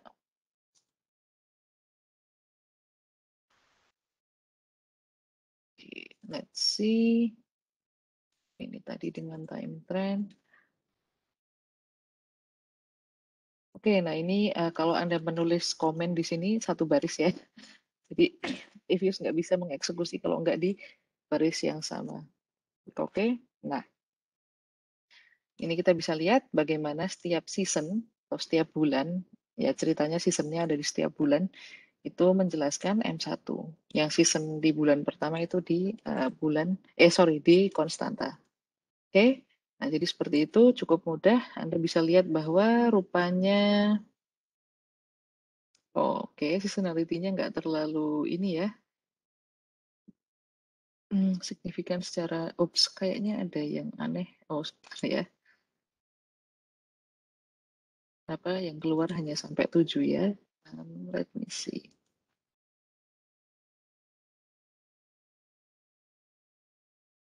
Yes. Oh, oke. Ya, anyway, begitulah cara kita memasukkan seasonality ke dalam model. Oke. Nah, oke, ini yang keluar sampai 12 ada di sini. Kita bisa lihat bahwa rupanya dari season 2 sampai 12 tidak ada yang secara statistik signifikan. Oke, ini kita bisa save equation 12. Seperti itu. The seasonal dummies are not individually significant. This means that M1 series does not display seasonal patterns. Nah, berarti kalau setiap seasonnya dia tidak signifikan, berarti tidak ada seasonal pattern di dalam M1. Oke. Oke. Oke. Kita sudah membahas tentang trend dan seasonality. Sekarang kita masuk ke serial correlation. Nah, jadi kalau tadi trend dan seasonality itu masalah yang sangat, bukan masalah ya, sebetulnya fenomena yang sangat lumrah terjadi di time series. Nah, sekarang kita masuk ke problem. Nah, jadi serial correlation ini juga problem yang kerap muncul di analisis data time series. Serial correlation ini terjadi ketika tadi ya error atau residual antar waktu itu berkorelasi satu sama lain. Jadi kemarin saya sempat menyebutkan soal white noise error. Jadi Error atau residual yang ideal itu yang satu sama lain dia tidak memiliki korelasi. Itu disebut sebagai white noise error. Tapi jarang sekali hal itu terjadi ya di dunia nyata. Oleh karena itu, kalau misalnya error antar waktu atau residual antar waktu itu berkorelasi, nah itu namanya serial correlation. Itu adalah problem yang harus kita perbaiki di model kita. Dia akan mempengaruhi model kita pada bagian hipotesis testing. Nah, jadi di bagian t-test sama f-test itu bisa misleading. Jadi variabel yang harusnya tidak signifikan, dia signifikan, atau variabel yang harusnya signifikan, dia tidak signifikan. Nah, jadi masalah serial correlation dan heteroskedastisitas itu di situ. Hipotesis testingnya itu bisa misleading. Sedangkan model Anda sendiri itu tetap tidak bias, cuman hipotesis testingnya itu bisa misleading. Nah, itu masalah yang ditimbulkan oleh serial correlation dan juga heteroskedasticity seperti kemarin ya. Oke, mari kita lihat bagaimana cara kita mendeteksi serial correlation atau autokorelasi. Jadi sama ya, autokorelasi dan serial correlation itu sama. Kita lihat bagaimana cara memeriksa apakah model kita mengandung permasalahan tersebut. Oke, as we have seen in previous example, residual from our time series appears to be correlated with their own lag values. Nah, ini artinya antar waktu mereka berkorelasi. Serial correlation is a common occurrence in time series data because the data is ordered over time. Nah, jadi tipe data yang dia itu urut waktu, nah itu punya kemungkinan besar memiliki permasalahan ini. Okay, it is therefore not surprising that neighboring error terms turn out to be correlated. Serial correlation violates the standard assumption of regression theory that error terms are uncorrelated. Nah, jadi kalau Anda ingat asumsi klasik ya, itu harusnya error term itu tidak berkorelasi, tapi kalau ada serial correlation, maka asumsi klasik yang itu terlanggar. Oke. Nah, kalau misalnya tidak ditangani, apa yang akan terjadi? Nah, yang pertama, reported standard error dan T statistik itu invalid. Nah, seperti yang saya sebutkan ya, jadi T statistiknya bisa bermasalah. Sebetulnya begitu juga dengan F statistik. Lalu yang berikutnya, koefisien might be bias, though not necessarily inconsistent. Lalu in the presence of lag dependent variable, OLS estimates are biased and inconsistent. Oh, oke, saya ralat sedikit ya. Jadi kalau Anda di model tersebut ada lag dependent variable atau lag dari variable dependent, nah itu model Anda bisa bias. Tapi kalau tidak ada lag dependent variable, model Anda itu tetap tidak bias. Jadi it's okay, tapi masalahnya di standar error dan juga tes statistik. Nah, di sini, fortunately, eFuse provides tools for detecting serial correlation and correcting regression to account for its presence. Nah, jadi di eFuse itu ada cara untuk mendeteksi dan memperbaiki permasalahan ini. Oke, nah mari kita lihat caranya ya. Nah, oke, kita kembali ke equation 1. Equation 1 itu yang ini ya. Lalu sekarang kita lihat residualnya saja. Nah, ini adalah residual di equation 1 kita. Residualnya dia punya pattern positif, negatif, that's not good. Jadi di sini kita bisa assume bahwa, oh it seems like kita punya permasalahan serial correlation. Nah, jadi salah satu cara untuk mendeteksi itu ini ya, lihat grafik residualnya. Lalu yang kedua adalah kita bisa, another way to visually inspect the residual is to obtain scatter plot. Nah, jadi kita bisa lihat scatter plot itu dengan, tapi scatter plot residualnya ya. Jadi misalnya kita balik ke estimation output, lalu di sini, oke, menu equation, nah, make residual series, ini, oke, this is not what I want. Wait a minute ya, please bear with me. Nah ini, jadi Anda masuk ke proc, lalu make residual series, ini artinya Anda akan membuat residualnya menjadi series baru atau variabel baru, ordinary, resid 01. Nah, Anda lihat grafnya. Untuk melihat scatter plotnya. Oops, this is not what I want. Let's use the dot plot. Nah, sama nggak ya? Oh, beda. Oh, sebentar. Sorry. Oh, ya, ada step yang terlewat di sini. Nah, jadi sorry ya, ini saya close dulu. Jadi setelah kita punya series dari residual kita, yaitu ini series ini spreadsheet. Nah, ini series dari residual kita, yang bisa kita lakukan adalah kita melihat lag dari residual tersebut. Oke? Caranya adalah ini ya, show receipt dan receipt minus 1. Jadi ada komennya di sini. Ini untuk melihat korelasi antara residual dengan lag dari residual itu sendiri. Mari kita masukkan show receipt. Oke, ini saya rename dulu ya.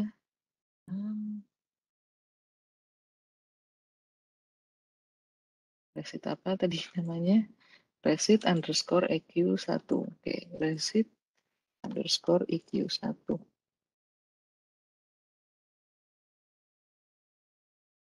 Oke, receipt underscore EQ1. Nah, jadi di komen. Nah, sekarang kita punya ini, lalu kita masuk ke graph, dan kita lihat scatter.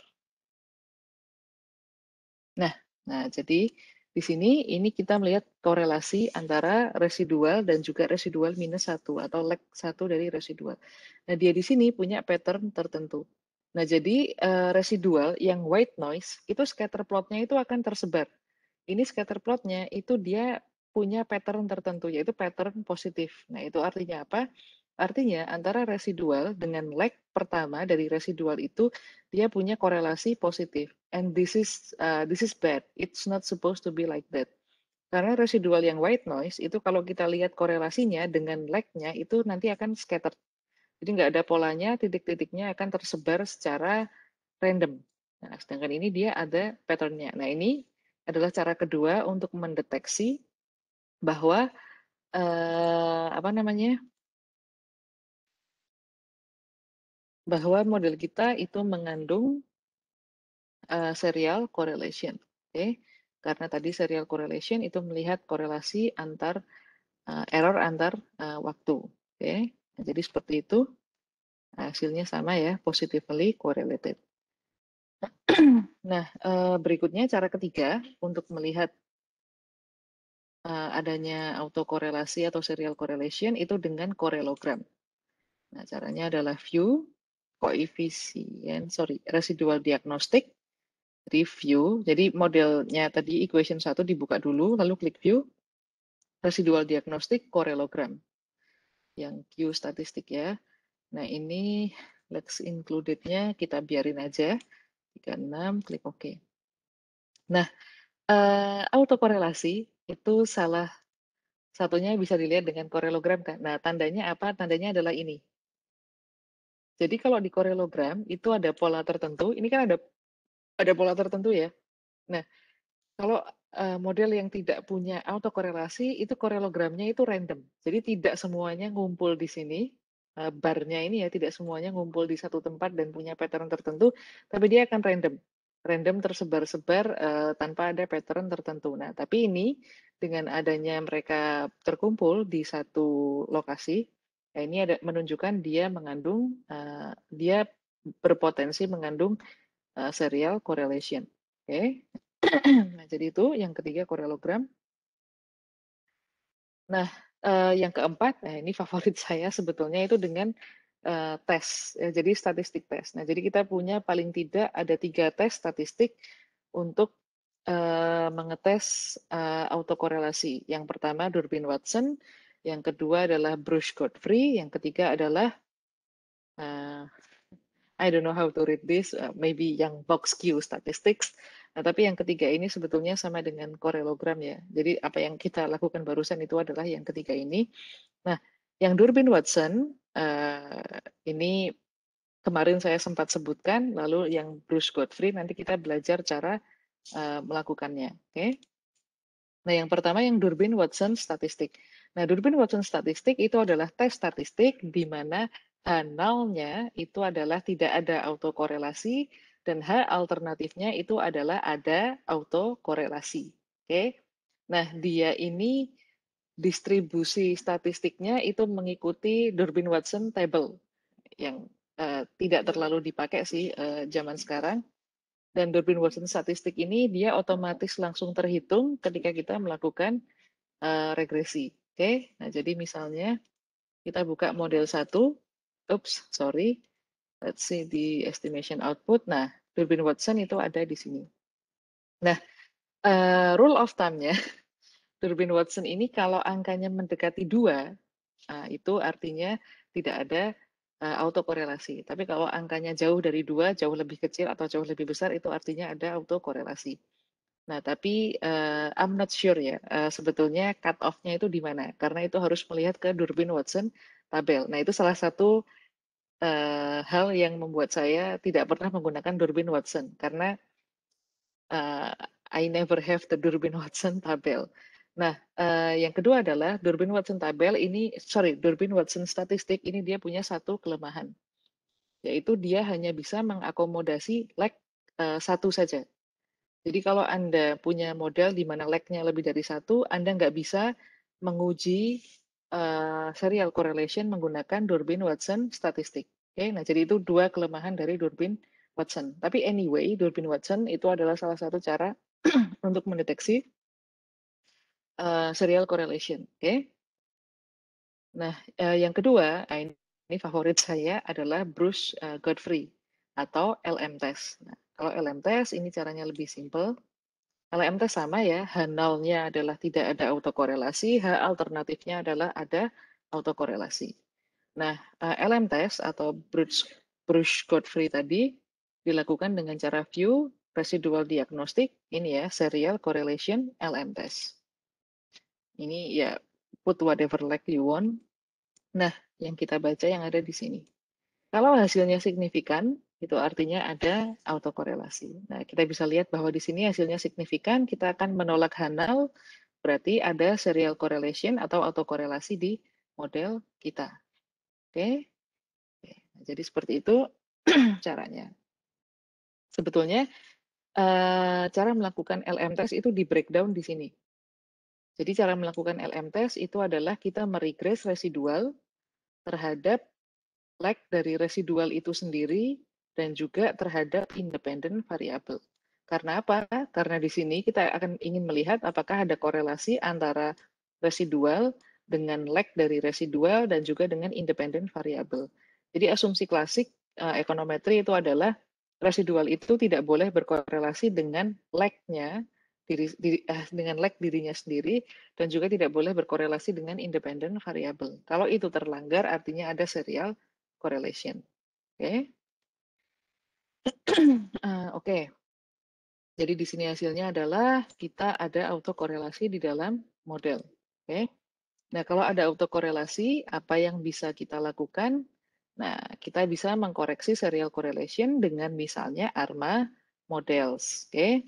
Nah, kalau Anda ingin tahu secara lebih lanjut definisi, teori, dan juga aplikasi dari ARMA Models, itu saya sarankan Anda baca kembali buku ekonometri Anda. Di sini saya tidak akan menjelaskan ARMA Model secara teori dan definisinya, saya hanya menunjukkan bagaimana Anda melakukan ini di eFuse. Tapi secara singkat ya, secara simple, ARMA model di sini Anda mengconsider lag dari yang AR ini adalah independent variable Anda dan yang MA ini adalah lag dari residual Anda. Jadi kalau misalnya Anda tahu ada korelasi antar lag dalam residual, maka untuk mengatasi problem yang bisa Anda lakukan adalah Anda mengontrol lag dari residual tadi ke dalam model, yaitu memasukkan faktor MA. Kalau Anda tahu bahwa lag dari variabel independen itu mempengaruhi variabel dependent, nah itu Anda mengkontrolnya juga ke dalam model, maka itu adalah di bagian AR. Nah, jadi ARMA ini adalah gabungan dari keduanya. Jadi Anda mengontrol lag, independent variable, dan juga residualnya. Itu penjelasan sederhananya, penjelasan sederhana bangetnya. Tapi versi lengkapnya silahkan buka kembali buku ekonometri Anda. Oke, sepertinya sudah maghrib, saya akan berusaha menyelesaikan ini. Okay, so if you detect serial correlation, something needs to be done. Serial correlation is the error term, may be evidence of serious problem of model specification. If your goal is to estimate with complete dynamic, then you can respecify the model. Jadi kalau Anda ingin model yang dynamics, kalau ada autokorelasi, Anda harus merombak total model Anda. Tapi kalau Anda ingin melihatnya dengan model statik saja, nah Anda bisa melakukan koreksi dengan model ARMA. Oke, either Anda pakai AR saja, atau Anda pakai MA saja, atau Anda pakai AR, MA. Oke. Nah, let's say di sini kita punya model baru. Oke. Masih berapa model yang akan kita coba? Sepertinya masih banyak. Nah, jadi di sini kita punya model seperti ini, di mana sekarang dependent variable kita adalah TBIL. BTW materi soal time series ini termasuk yang lumayan seru dan lumayan panjang, jadi please bear with me. Jadi di sini kita punya dependent variabelnya TBIL, lalu ini adalah independent variabelnya. Lalu berikutnya kita tes apakah dia mengandung autokorelasi atau tidak. Langsung pakai LM test saja ya. Residual diagnostic, kita punya LM test. Oke, nah di sini hasil LM test menunjukkan bahwa ya ada autokorelasi. Oke, nah yang kita bisa lakukan untuk mengkoreksi apa? Nah di sini, now let's correct for serial correlation in this model. Suppose you suspect the error term follows AR1 process. So you specify an AR1 model. Nah, jadi model ARMA seperti ini. Jadi Anda punya model mengandung autokorelasi. Nah, yang bisa Anda lakukan dengan model ARMA adalah Anda harus bisa menduga ini kira-kira yang menjadi masalah residualnya itu mengikuti distribusi apa? Distribusi AR, distribusi MA. Kalau misalnya AR, AR berapa, MA, MA berapa. Nah, jadi cukup dibutuhkan skill yang mumpuni ya untuk bisa menentukan ARMA model yang baik. Dan skill itu Anda bisa pelajari di buku ekonometri, tapi saya akan tunjukkan bagaimana melakukannya di Ifuse. Jadi kalau misalnya Anda asumsikan permasalahan errornya itu mengikuti AR1, maka Anda tinggal masukkan AR dalam kurung 1 ke dalam model Anda. Oke, let's try. Oke, jadi nanti yang akan kita lakukan setelah adalah mencoba berbagai macam model ARMA. Nah, nanti ketika Anda melakukan penelitian, you might have to do that as well. Jadi mencoba berbagai macam model dan temukan mana yang paling ideal. Oke, nah misalnya ini hasil dari regresi yang AR1. Nah, ternyata AR1-nya di sini signifikan. Oke, Anda yang akan Anda lakukan adalah Anda tes kembali dia masih mengatur korelasi. Ups, oh oke, nggak bisa ya. Sorry, my bad. Nah, jadi kalau udah seperti ini, Anda lihat hasil regresi Anda lagi.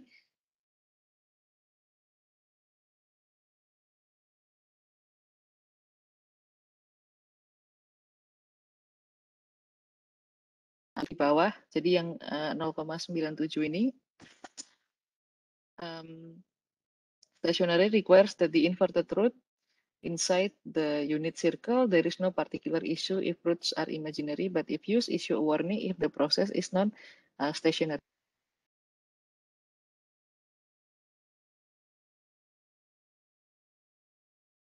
Berarti if use akan memberi Anda warning dan Anda tidak bisa melanjutkan regresi Anda. Nah, jadi itu caranya, misalnya Anda asumsikan permasalahannya, errornya itu mengikuti AR1, maka masukkan AR1. Nah, ini adalah contoh lain. Misalnya Anda, oke, tadi, ini equation 14 berarti yang ini ya, equation 14 kalau nggak salah. Yep. Nah, ini equation 14 yang sudah Anda jadikan model AR1, kita lihat residualnya sekarang. Nah, tadi kita kan sudah melihat bagaimana residual itu memiliki pattern tertentu atau dia tidak white noise atau dia mengandung contoh residual yang tidak punya autokorelasi atau serial correlation itu seperti ini. Dia memang fluktuatif, naik turun, naik turun, naik turun, tapi interval rata-rata. Nah, ini adalah contoh dari residual yang white noise, yang tidak mengandung autokorelasi. Nah, ini kita dapatkan setelah mengubah model kita menjadi model AR1. Nah, itu menunjukkan bahwa kita bisa mengatasi autokorelasi dengan mentransformasi model kita menjadi model AR atau MA atau model AR-MA. Nah, itu tergantung apa? Tergantung pertanyaan penelitian Anda, tergantung perilaku data Anda, tergantung dari background teori yang Anda gunakan untuk menyusun model. Oke, tapi caranya seperti ini kalau di eFuse. Oke. Nah, berikutnya ya ini kita cuma akan mencoba berbagai macam model AR ya. Misalnya kita sekarang punya AR1, AR2. Nah, itu juga sama caranya, tinggal tambahkan aja AR1, AR2. Lalu di sini kita bisa tambah juga AR3 sama AR5. Jadi jumlah AR-nya itu terserah Anda. Anda boleh tidak urut. Jadi misalnya di sini AR-nya AR1, AR3, sama AR5. Menentukan AR berapa tadi ya, tergantung pertanyaan penelitian, tergantung distribusi data Anda, tergantung background teori Anda. Yang menentukan adalah Anda, bukan saya di sini. Oke. Nah, jadi ini soal AR. Berikutnya MA. Nah, jadi kalau misalnya Anda punya autokorelasi di model dan Anda asumsikan bahwa oh ini kayaknya permasalahannya errornya itu mengikuti distribusi MA. Ya maka masukkan MA ke dalam model Anda. Masukkan MA caranya sama dengan memasukkan AR.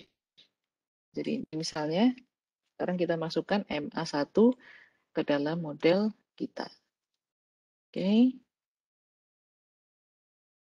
Nah, maka kita punya tibel log M1, log CPI, log IP, sama trend, dan MA1.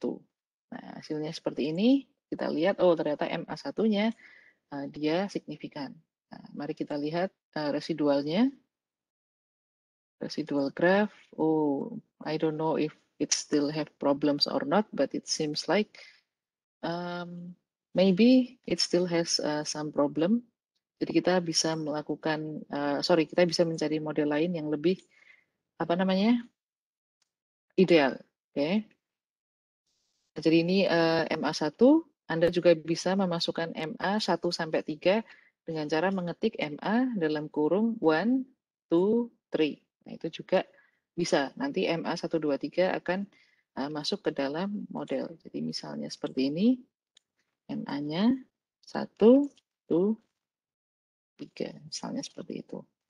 Nah, ada MA1, 2, 3 di sini dan semuanya signifikan. Mari kita lihat residual grafnya. Oh, I think it's better. Nah, ketika kita memasukkan MA123, residualnya jadi lebih white noise. Oke, okay? Better. Nah, seperti itu. Nah, ini penjelasan tentang model MA. Nah, kita juga bisa memasukkan model ARMA. Jadi kalau misalnya Anda mengasumsikan, oh kayaknya masalahnya residualnya mengikuti AR, tapi juga mengikuti MA. Nah, masukkan saja ARMA. Misalnya AR1, MA1, atau AR1 sampai 2, MA1, itu terserah Anda. Oke. Oke. Oke. Mari kita coba model ARMA ya. Misalnya yang ini. Ups. Mari kita simpan equation-nya, equation 15.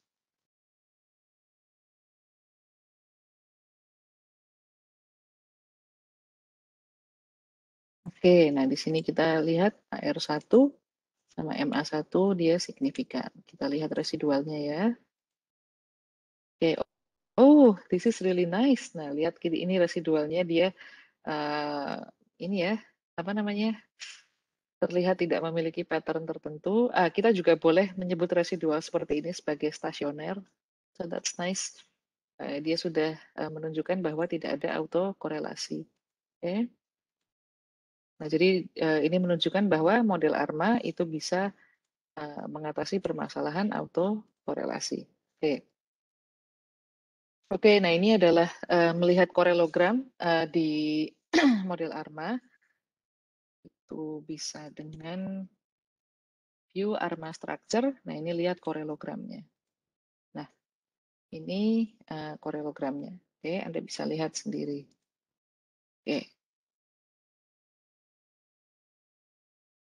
Oke. Nah, oke, ini saya sebentar ya. Oke, ini sub materi terakhir yang akan saya sampaikan. Nah, jadi tadi yang saya sampaikan adalah Anda bisa menggunakan model ARMA untuk mengatasi autokorelasi. Ada satu cara lagi untuk mengatasi autokorelasi, yaitu Anda bisa melakukan difference. Jadi differencing variabel Anda. Jadi Anda bisa mengubah variabel Anda itu menjadi model first difference. Jadi kan karena tadi ada korelasi antar residual antar waktu, nah itu untuk mengatasinya adalah Anda bisa melakukan first difference untuk variabel Anda. Jadi taking the first order of your variabel. Oke, nah biasanya first difference itu biasanya langsung mengatasi serial correlation dan dia juga otomatis mendetrain data Anda dan dia mentransformasi yang tadinya stasioner in level jadi stasioner in first difference. Oke. Okay? Nah, jadi misalnya kita punya model ini ya. Yang ini kita punya model, ini model terakhir yang akan saya tunjukkan pada Anda. Kita punya model di mana dependent variabelnya adalah tibil, independent variabelnya adalah IP, log IP, lalu juga tibil minus 1, atau leg pertama dari tibil kita juga punya add trend. Nah, kita regress. Nah, mari kita cek apakah ada serial correlation dengan cara residual diagnostic, serial correlation LM test. Oke, nah ternyata di sini dia mengandung serial correlation atau autokorelasi. Nah, sekarang kita coba ubah variabelnya menjadi first difference. Caranya bagaimana? Caranya adalah di if-use itu cara Anda mengubah variabel menjadi first difference itu dengan menambahkan D di depan variabelnya. Jadi D dalam kurung variabel apa? Kalau variabel Anda bentuknya adalah log, maka D-nya itu ditaruh di depan log, jadinya D-log. Seperti itu. Oke, nah, mari kita coba. Mari kita save ini equation 17. Sekarang kita masuk ke equation yang terakhir. Equation 18 yaitu versi first difference-nya. Nah, ini adalah versi first difference dari model kita yang ini. Oke. Nah, Anda bisa lihat perbedaan hasilnya ya. Oke. Ini perbedaan hasilnya. Koefisiennya beda. R squared-nya, oh jadi kecil ya. Mari kita cek apakah dia masih mengandung serial correlation. Ternyata masih. Oke, jadi nggak selalu menyembuhkan ya ternyata. Oke, mari kita masuk ke estimation output. Oke, kita balik ke PPT sebentar. Nah, jadi di sini in DW statistik, now it's a lot closer to 2. Oke, nah kita lihat Durbin-Watson statistiknya. Ini jauh dari angka 2 ya. Ini menunjukkan autokorelasi. Sekarang dia mendekat ke angka 2. Dia menunjukkan ya mungkin autokorelasinya sudah berkurang. Oke, karena tadi di PPT disebutkan bahwa first difference itu eliminates most of serial correlation. Jadi dia seperti mengecilkan kadar serial correlation-nya. Mungkin memang tidak mengeliminasi sepenuhnya, tapi dia mengecilkan. Tapi ada kalanya juga first difference itu bisa mengatasi serial correlation. Jadi tergantung modelnya ya, tergantung data Anda. Oke. Oke, dan yang kedua, time trend now not significant. Oke, time trendnya sekarang nggak signifikan. Kenapa? Karena dengan adanya first difference, itu time trend langsung dikeluarkan dari model. Dan R squared is much lower, reflecting the fact that it is harder to fit difference data. Nah, jadi kalau first difference itu memang biasanya R-squared-nya nggak besar ya. Itu karena memang untuk fit datanya lebih sulit. Oke, nah jadi itu tadi ada dua cara mengatasi autokorelasi. Yang pertama adalah dengan ARMA model, yang kedua adalah first difference. Oke. Kalau ARMA model itu yang membuat dia menjadi tricky itu adalah Anda harus bisa menduga. Ini errornya mengikuti AR berapa, MA berapa. Oke. Itu bisa Anda lakukan kalau Anda punya background teori yang bagus. Oke.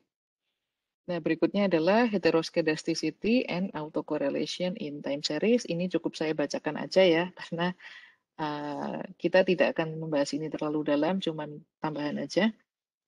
Nah, jadi di dalam time series itu bisa terjadi heteroskedasticity. Jadi serial correlation has larger impact on standard error and efficiency of estimator than heteroskedasticity. However, heteroskedasticity may be concerned especially in small sample. Nah, jadi meskipun biasanya tidak ada hetero di data meskipun biasanya tidak ada hetero di data time series, tapi kalau data time series Anda itu sampelnya kecil, nah permasalahan hetero itu mungkin terjadi. Jadi ingat, kalau sampel Anda terlalu kecil, Anda mungkin menghadapi autokorelasi dan juga heteroskedasticity. Itulah kenapa kita selalu ingin sampel yang besar, terutama di data time series. Okay? Nah, in addition, in many financial time series, the conditional variance of error term depends on the past value of error term, also known as autoregressive conditional heteroskedasticity. Jadi permasalahan hetero di time series itu biasanya disebut sebagai arch. Jadi arch komponen kalau saya nggak salah. Nah, di sini ada cara untuk melakukan tesnya dan juga kita bisa mengubah model kita supaya robust. Oke. Oke, nah misalnya Anda punya model seperti yang ada di sini. Nah, di sini untuk melihat adanya hetero kita lakukan white test. Oke. White test sudah pernah kita lakukan kemarin, jadi Anda bisa refer ke materi kemarin. Nah, ini ya white test. Jadi Anda klik view, lalu klik uh, saya jadi penasaran karena saya lupa. Oke, residual diagnostic, lalu ini ya heteroskedasticity test. Nah, ini pilih yang white. Nah, ini cara Anda melakukan white test. Kalau sudah, nanti hasilnya di sini. Nah, Anda bisa lihat apakah model Anda ada hetero atau tidak. Kalau signifikan, artinya ada hetero. Nah, kalau sudah, Anda juga bisa melakukan heteroskedasticity test pakai yang arch. Jadi kalau tadi kita pakai yang white, jadi residual diagnostic, heteroskedasticity, kita bisa pakai yang white, sekarang kita juga bisa pakai yang arch, okay, untuk melihat arch komponen. Nah, kalau dia hasilnya signifikan juga, berarti ada arch komponen di situ. Nah, jadi ada dua tes ya, lihat hetero sama lihat arch. Nah, kalau sudah, cara mengatasinya bagaimana? Nah, ini cukup mudah ya sebenarnya. Anda masuk ke ini, jadi di equation Anda ini, kan di estimate. Nah, di option, ini langsung pilih aja yang dia ini HAC. HAC, New West, nah, lalu klik OK. Nah, nanti dengan sendirinya Ifuse akan mengatasi permasalahan heteroskedasticity dan arch tadi. Oke. Nah, ini kalau Anda bandingkan kedua model, yang HAC ini dia sudah robust, yang ini dia belum robust. Yang berubah apa? Yang berubah standar errornya, T statistiknya, dan juga p-value-nya. Kalau koefisien sama. Oke. Oke. Nah, itu materi dari saya hari ini. Cukup panjang ya. Saya yakin pasti kita semua cukup pusing dengan materi yang kali ini, tapi ini materi yang menarik ya. Jadi kalau Anda tertarik untuk melakukan analisa time series, nah itu Ifuse bisa menjadi option yang cukup powerful. Jadi Ifuse sudah powerful, tapi dia juga cukup simple untuk digunakan. Ya mungkin kelemahan dari Ifuse adalah fakta bahwa Ifuse itu berbayar ya. Nah jadi itu memang salah satu apa ya, bukan kelemahan sebetulnya, ya memang Ifuse berbayar, tapi karena dia memang powerful ya dia wajar kalau misalnya berbayar. Kalau misalnya Anda mau apa namanya software statistik yang free itu ada R. Jadi R itu bisa menjadi salah satu opsi kalau Anda mau. Cuman caranya tentu beda dengan eViews dan juga beda dengan Stata. Jadi tinggal Anda pilih yang mana yang Anda suka. Anyway, jadi untuk materi hari ini ada tugas ya. Saya tunjukkan tugasnya. Jadi saya harap Anda bisa mengerjakan tugas ini akan membantu Anda untuk mempelajari eViews. Deadline tugasnya itu besok jam 8 malam. Silahkan dikumpulkan via Google Form yang sudah saya buat. Tugasnya dibagikan oleh panitia. Oke. Jadi itu saja. Jadi ini salah satu langkah ya untuk mendapatkan sertifikat dari pelatihan ini. Jadi sebaiknya Anda kerjakan. Oke. Tidak akan dinilai sih. Maksud saya tidak akan mengembalikan kepada Anda lalu memberi nilai. Tapi ini adalah salah satu cara Anda untuk mempelajari dan memfamiliarkan diri Anda dengan eViews. Oke. Oke, itu aja dari saya. Kalau ada pertanyaan, saya persilahkan. Oke, kalau misalnya nggak ada, nggak apa-apa. Ini sudah hampir jam 6. Jadi saya ucapkan terima kasih sudah hadir di acara kali ini. Kita ketemu lagi minggu depan. Selamat sore, selamat melanjutkan aktivitas. Sampai jumpa minggu depan. Oke, terima kasih.